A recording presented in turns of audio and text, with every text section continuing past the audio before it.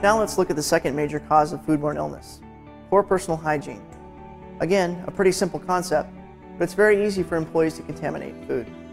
Four of the most commonly transmitted illnesses from employee to food include hepatitis A, Salmonella typhi, sugar toxin producing E. coli, and Shigella. Hepatitis A is a viral disease, and the other three are bacterial. With all four of these illnesses, it's extremely important to practice good hygiene. Wash your hands, report illnesses, take daily baths, and wear clean, appropriate clothing every day. Hand washing is the most important preventative measure food service employees can practice to avoid food contamination.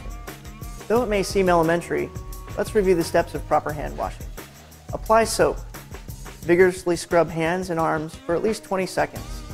The skin of your hands is able to attract, hold, and spread contaminants very easily. Clean under fingernails and between fingers. Rinse thoroughly under running water. Dry hands and arms with a single-use paper towel or warm air hand dryer. All of these steps are important. Now, if you're washing your hands properly, are you washing them at the proper time? These are examples of the times you should be washing your hands to ensure the safety of the food you handle. After using the restroom, after touching your face or body, after sneezing, coughing, or using a tissue, after smoking, chewing tobacco, and chewing gum, after taking out the garbage, after handling dirty dishes, after handling raw foods, and before handling ready-to-eat foods, and in between glove use. After you properly wash your hands, it's important to know when you can handle foods using your bare hands. In Idaho, the food code requires that there be no bare hand contact with ready-to-eat foods.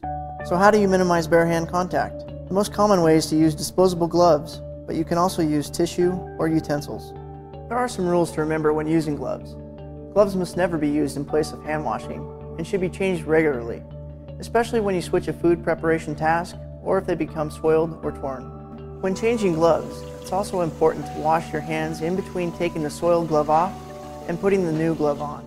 The next component of good personal hygiene is the reporting of employee illnesses. Certain health problems must be reported to the person in charge so that the sick employees do not contaminate food. If an employee has a fever, diarrhea, vomiting, a sore throat with fever, or jaundice, then they are restricted from working in a food establishment. Restrict means that they are restricted from working with or around food or utensils. For example, if they desire to work, they can be a host, hostess, or a cashier. If a food worker has any of these symptoms and they work with a high-risk population, then they are excluded. Exclude means they cannot come to work at all. If an employee has been diagnosed with any of these four illnesses, hepatitis A, Salmonella, Shigella, and E. coli, then they are also excluded from working in the establishment, and the regulatory authority, usually the health district, must be notified. Remember, these are the four illnesses that are most likely to be spread from an employee to food. Medical clearance is usually required before an employee is allowed to return to work. Let's illustrate the point with a short story. Harold is a cook at the local diner. He wakes up with only 15 minutes to get ready for work. Harold does not have time to shower, so he puts on the clothes he was wearing the day before that have not been washed. His stomach feels a little funny, but he decides to go to work anyway because he needs the money. On the way to work, Harold blows a tire and he repairs it as quickly as possible. By the time he gets to work, he is so late that his boss tells him to get right to work making breakfast orders without washing his hands.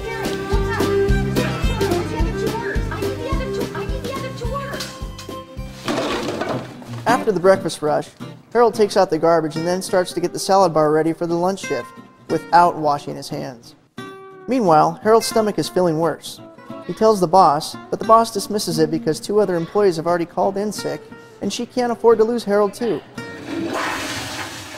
Harold complies but rushes to the restroom to relieve himself.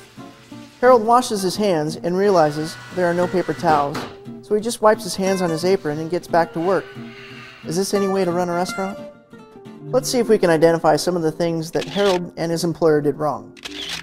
He doesn't shower, he puts on dirty clothes, he feels sick but goes to work anyway, fails to wash up before starting to cook, takes out the garbage and again fails to wash up before preparing the salad bar.